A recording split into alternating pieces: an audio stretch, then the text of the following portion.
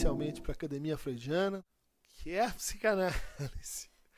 Bom, a psicanálise é um tratamento, é um método clínico, portanto.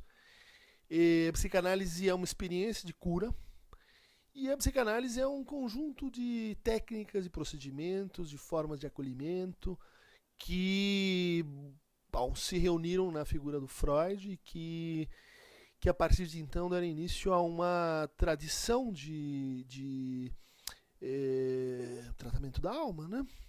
De psicoterapia, se a gente quiser ser fiel ao texto freudiano, né?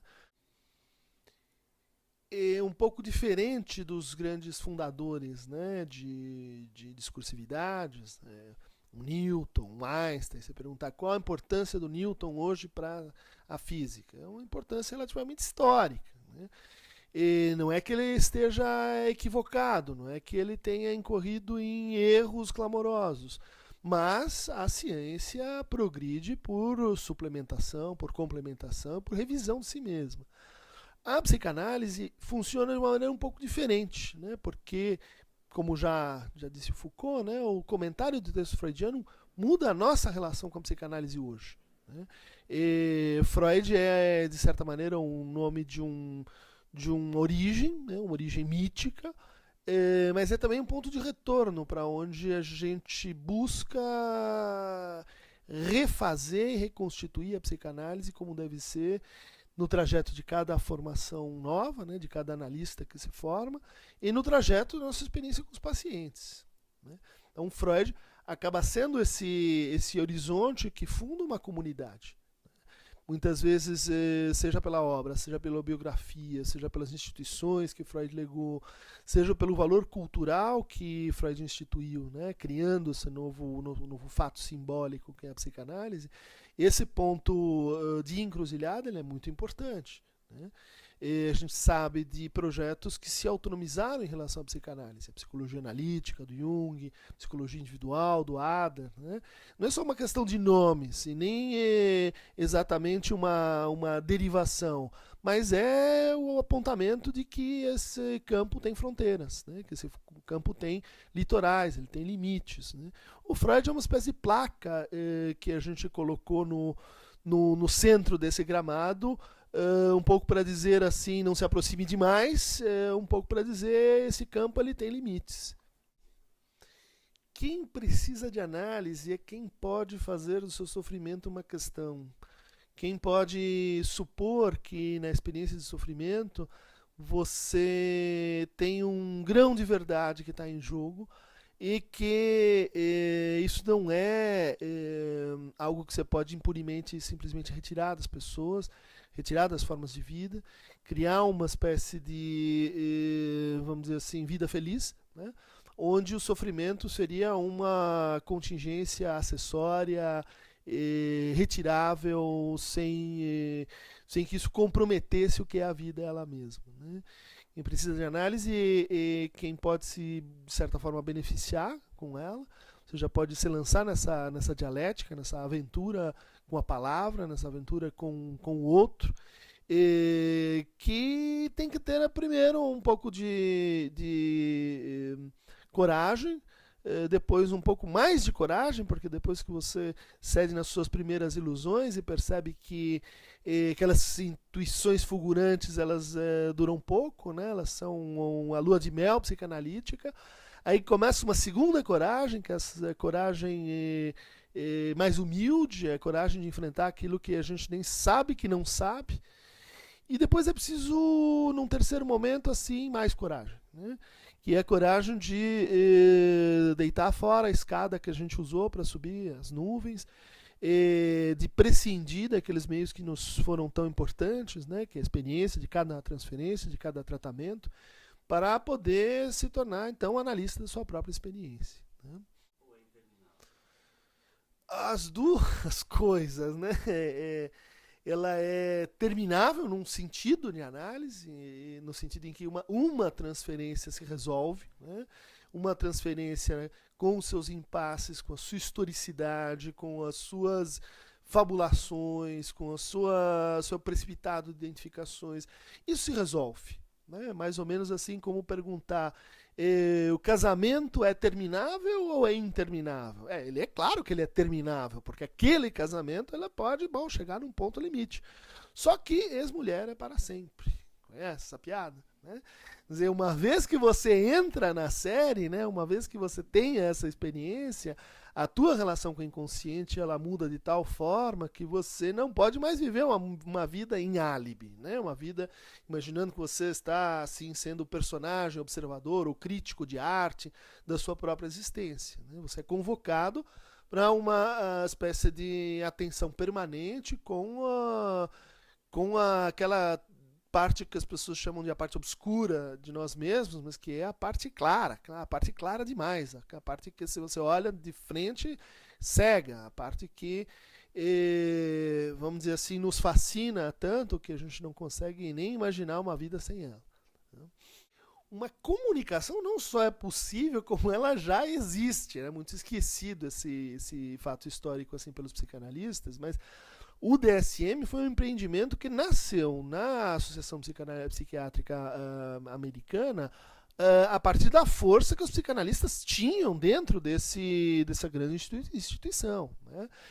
O primeiro DSM, baseado nas ideias do Adolf Meyer, era um DSM que recortava a psicanálise, mais especificamente o texto do Otto Fenichel, de 45, né, teoria psicanalítica das neuroses, e aplicava isso a um regime de convencionalidade necessário para o pós-guerra, necessário para um pensamento, vamos dizer assim, populacional e categorial de uma sociedade, vamos dizer assim, de massas que precisava de parâmetros classificatórios para que a psiquiatria conseguisse se organizar. Então, historicamente, quem formulou o DSM é a própria psicanálise. Então, você dizer assim, se existe ou não uma comunicação, esquecer, né, de fazer arqueologia, esquecer que em 73 o Spitzer então inventa esse grande golpe de que o que estava de errado na psiquiatria de então era a psicodinâmica psicanalítica, então vamos fazer um expurgo da psicanálise do DSM, porque aí a psiquiatria se torna mais científica. Essa ideia ela não pode ser desconhecida de nenhum psicanalista, né? A gente tem uma atitude hoje assim muito presente, muito dominante entre os psicanalistas, e fica equivocado na matéria, né? Achar que o diagnóstico psiquiátrico não tem nada a ver com o diagnóstico psicanalítico, né? Ocorre sim uma divisão, ocorre sim uma separação que diz respeito aos meios. O DSM é um instrumento para a prática psiquiátrica e os psicanalistas têm sua própria diagnóstica. Ocorre que ela deveria poder, então, dialogar, questionar, criticar, né? Aquilo que é o solo comum esquecido, do qual procedem não só psicanálise e psiquiatria, mas também, sei lá, fenomenologia existencial e tantos outros projetos que a gente conhece como psicopatologia. Né? Imaginar que a gente faz a nossa própria, e que a gente tem o nosso Saussure, e que a gente tem o nosso Descartes, e que tudo que a gente faz é simplesmente assim para nossa comunidade, que tem inclusive uma ética própria, que seria a ética da psicanálise, e é uma tolice particularista e provinciana. Né? É uma maneira da gente dizer assim, não converso com ninguém, porque enquanto a gente ficar junto e pensar igual, nada vai acontecer. É o filme do Wittenberg, é a caça, vai terminar no pior isso. Né? Então, não só existe uma comunicação, como ela é, como toda comunicação baseada num equívoco, né? Não é só uma questão de dissolver mal entendido, mas de fazer esse mal entendido se radicalizar, né? Porque tanto a diagnóstica psicanalítica quanto a psiquiátrica contém políticas de subjetivação. E se você não está disposto a entrar no tipo de antagonismo que essa política exige, você está simplesmente querendo reproduzir alguma coisa. É melhor, como dizia o Lacan no texto de Função e Campo, se você não está à altura da subjetividade da sua época, renuncia, para com o negócio, vai fazer outra coisa. Né? De muitas maneiras, né? A gente teria que fixar um pouco assim o sentido de psicanálise, né? E também o sentido de política nesse contexto. Eu diria assim que um primeiro passo para isso seria atentar para um conjunto de autores, Ian Parker, Frank Furedi, antes disso o Sennett, né, que foram apontando como a psicanálise ela não é só assim uma descoberta genial de Freud, ela é parte dos dispositivos de individualização e de subjetivação da modernidade, especificamente assim da modernidade mais tardia. Né? Então, querendo ou não, nós já fazemos parte de um tipo de entendimento ou de acepção do que é a política, que são as políticas de subjetivação. Né? Ou seja, o que e sob quais condições alguém pode ser escutado e reconhecido como sujeito. Bom, isso é uma questão política, né? Isso é uma questão psicanalítica e política. Bom, a decisão não é normativa, portanto, ela compreende, vamos dizer assim, um processo, né? Compreende uma negociação, compreende soluções parciais, provisórias para os antagonismos que aí se formam. Né? A psicanálise, se a gente perguntasse assim, qual seria o seu solo, né, de onde ela deriva, a resposta mais simples e evidentemente assim equivocada é dizer que ela vem da medicina. Né? O Freud era médico, neurólogo e tal, então nós viemos da medicina e esse é o nosso campo, vamos dizer assim, de constituição. Ou seja, aquele campo que a gente perdeu para constituir essa nova esfera que seria a da psicanálise. Mas me parece que uma resposta mais eficaz e mais rigorosa seria dizer assim, olha, o campo que torna possível a psicanálise é o campo onde a gente tem a associação livre e laicização da interpretação das nossas formas sobre o porquê sofremos. Essa é a hipótese da Rodinesco. Essas duas coisas, se você não tiver, a psicanálise não vai. Né? Quer dizer, a possibilidade de falar livremente, de se associar livremente, né? e uma interpretação que não remeta à magia, que não remeta à religião, que não remeta a condições transcendentais, para por que a gente sofre, por que né, temos sintomas, e por que há angústia, e por que existe a inibição. Né? Bom, ocorre que a psicanálise, então, considerada a partir dessas duas condições, vai ter uma inscrição num campo que é justamente aquele que permite a gente colocar o conflito e tratá-lo pelos meios que instituem esse conflito, que são os meios relativos à palavra, né, ao discurso, à enunciação, ao enunciado, que são justamente as condições de constituição da política moderna. Né? Então, o nosso campo de origem não é a medicina, a não ser que você considere que a medicina ela também é um capítulo desse processo. Né? Não é à toa que na psicanálise do que se trata? Né? De uma relação de palavra, desde sempre a política nasce a partir disso, de uma palavra com o outro, né? De uma palavra oral, de uma palavra empenhada em primeira pessoa, exatamente como aquilo que constitui o campo da política, né? Desde as suas origens, e uma palavra que tem uma missão de constituir não só um passado, né? Que seria assim curativo, que seria capaz de nos reconciliar com o presente, mas uma palavra que é capaz de criar um futuro, né? De criar um porvir, né? De tal altura de um desejo ainda informulado. Bom, exatamente o que é isso? É a política de novo. O que a gente confunde e que torna a coisa um pouco assim meio não evidente é a política com a distinção entre o campo do privado e o do público. Né? A psicanálise, de fato, é uma experiência que se dá, vamos dizer assim, num espaço privado. Mas você imaginar que essa experiência, porque se dá num espaço privado, diz respeito e tem a mesma estrutura daquilo que é privado no sentido do íntimo, do incomunicável, dos afetos intransmissíveis, isso é psicologia, isso é psicologia abstrata, isso é psicologia acadêmica, nada mais distante da psicanálise do que essa ideia de que porque você está num ambiente de intimidade, de sigilo, de confiança com o outro, você está assim apartado da política. Né? Isso é confundir o espaço no sentido físico, né? O espaço da ágora, com o espaço no sentido simbólico, que é o que realmente constitui esse campo como o campo da política. O meu percurso psicanálise.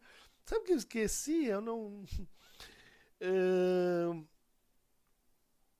Eu eu vou dizer que começa com um acidente. Eu jamais pensei em ser psicanalista. Eu entrei na faculdade pensando em ser junguiano, né? Eu adorava Jung. Eu tinha, enfim, uma fascinação pelas simbólicas, pela história das religiões e tal. E venho para a psicanálise porque começo a sofrer, né? Porque as coisas saem do seu caminho natural, né? Mais especificamente, já falei isso em outras entrevistas, por causa de uma paixão, né? Paixão que não dá certo, ou aí é que ela deu certo, né? Porque, enfim, não funcionou até o fim. Como assim, alguém que fez psicologia nos anos 80, início dos anos 90, uma época em que o Brasil estava se redemocratizando, em que havia uma profunda associação assim na psicanálise com elite. Com elite, não só a elite intelectual e cultural, mas com elite econômica, né?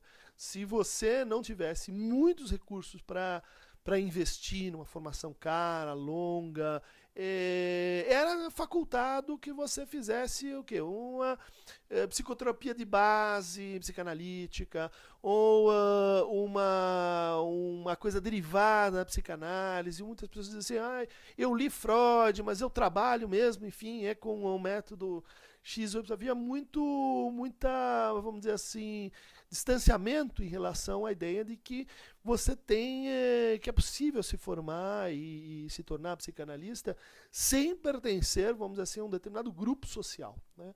E essa experiência ela veio do contato que eu tive muito jovem com a psicanálise argentina, né? A gente fez viagens à Argentina, que estava num momento efervescente e que era um momento em que justamente psicanálise e política se mostravam assim, muito articulados, né, para o bem e para o mal, e que trouxe essa ideia de que a psicanálise, junto com o pensamento de Lacan, né, de que a psicanálise é a formação de um desejo. E a psicanálise não é obediência a um conjunto de regras assim, pré-constituídas, não é um colégio que você cumpre requisitos e daí tem um diploma, né? Quer dizer, você se lança numa aventura que é muito interessante isso, porque é o sentido original de formação, né? É um sentido próximo do que o termo formação tem para os românticos alemães, né? A formação é um autodilaceramento, é uma maneira de você, vamos dizer assim, se cortar, se dividir, deixar para trás, se perguntar como é que, em que situação, em que percurso, em que história eu me tornei isso que eu sou. Só que em vez de ser uma pergunta sobre o ser, né, sobre o eu do agente, né, desse percurso, é uma pergunta sobre o desejo. Qual é o desejo que comanda esse caminho, né?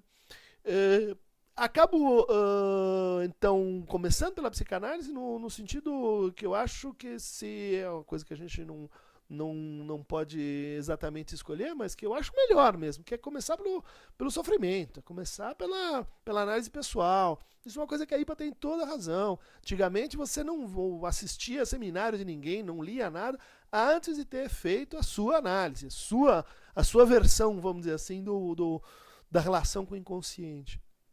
E assim foi. Depois eu ganhei uma bolsa de estudos, né, numa associação de psicanálise muito importante em São Paulo.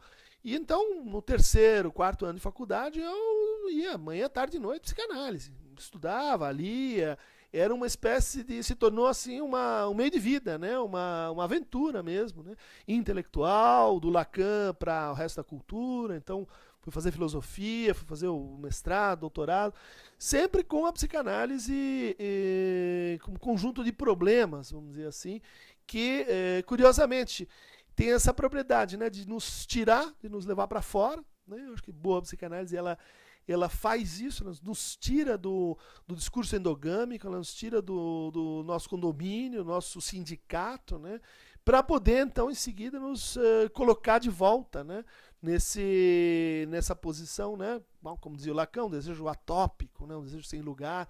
Bom, dá muito trabalho para você ficar sem lugar, né? O mais simples é você encontrar o lugar dos sem lugares e ali se identificar e continua dormindo por lá, né? Bom, depois desse tempo, vamos dizer assim, que eu jamais deixo de agradecer, né? Esses tempos de pobreza, né? Esses tempos em que você tem 2 pacientes no consultório e acha o mais legal porque tem 2. E isso pelo menos te dá uma chance de escutar alguém algumas vezes por semana. Isso foi um tempo adorável, né? E foi um tempo em que, enfim, de estudo, de muita supervisão, né?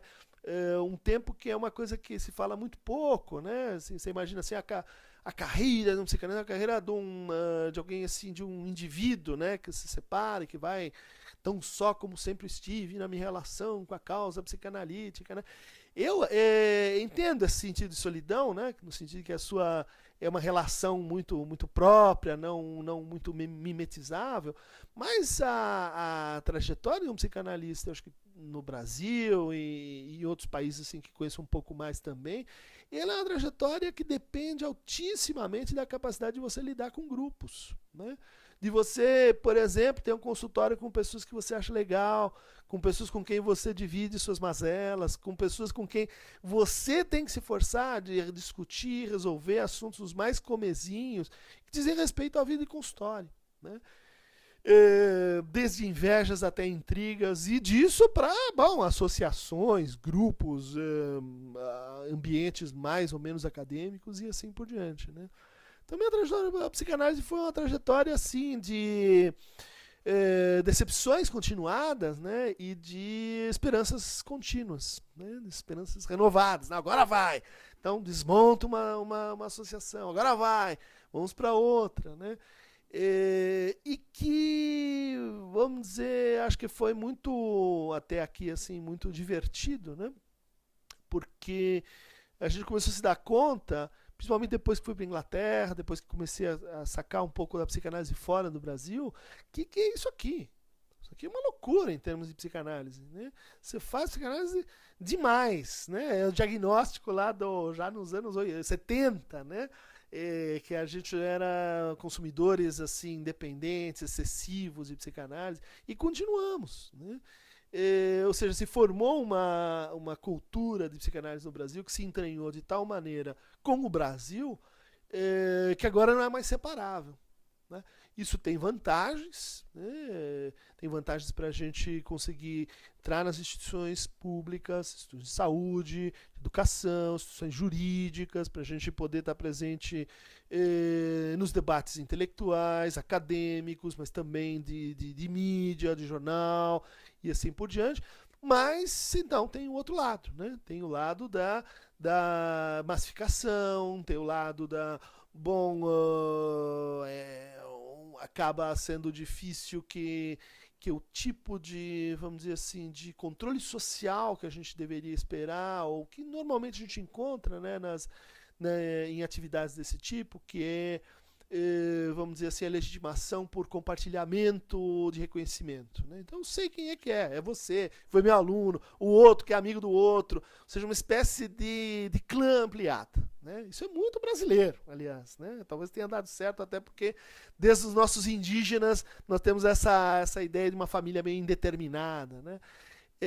Bom, o lado ruim é que você começa então a ter, dada essa expansão da psicanálise, relações que são anônimas, relações entre psicanalistas que nunca se viram, que não se conhecem, que não sabem da formação do colega. E isso gera, vamos dizer assim, sintomas, dificuldades que são muito próprias nossas, né?